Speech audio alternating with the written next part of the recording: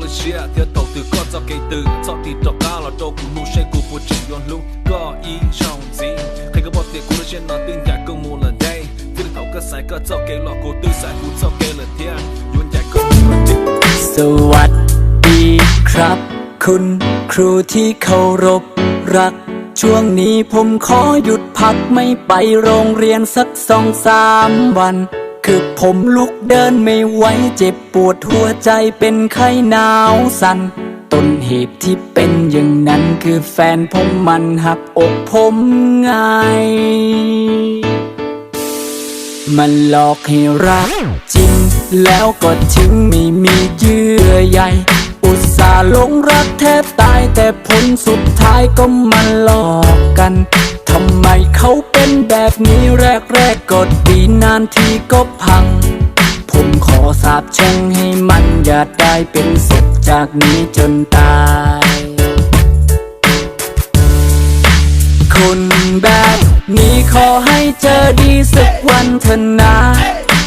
ให้อกหักบ้างนะให้โดนเอาฟรีสักทีเถอะครับให้กำตามสนองขอให้มึงท้องอย่ามีใครรับที่มึงทำใจกูยับขอให้มันกลับไปเป็นหนึ่งคืนสาธุขอให้มึงอกหักรักคุดดวงตกขอให้มึงสอบตกเรียนอ่อนทุกๆวิชาสิวขึ้นหน้าฝ้าขึ้นหลังความรักพังยังไม่พอขอให้มึงท้องไม่มีพ่อไม่มีใครรับขอให้มึงเป็นหมันกันไม่มีความสุขขอให้มึงเป็นทุกข์เขียวข้าวไม่ลงคอขอให้เวรและกรรมที่มึงนั้นเคยได้ก่อตามสนองจองล้างจองผ่านให้ทุกๆวันชีวิตมึงนั้นขอจงอย่าได้เป็นสุขทุกชาติไป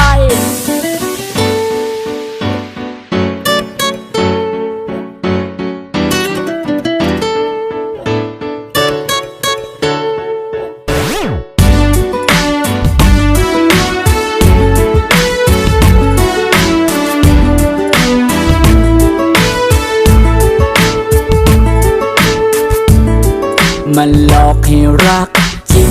แล้วก็ทิ้งไม่มีเยื่อใยอุตส่าห์หลงรักแทบตายแต่ผลสุดท้ายก็มาหลอกกันทำไมเขาเป็นแบบนี้แรกก็ดีนานทีก็พังผมขอสาบแช่งให้มันอย่าได้เป็นศพจากนี้จนตาย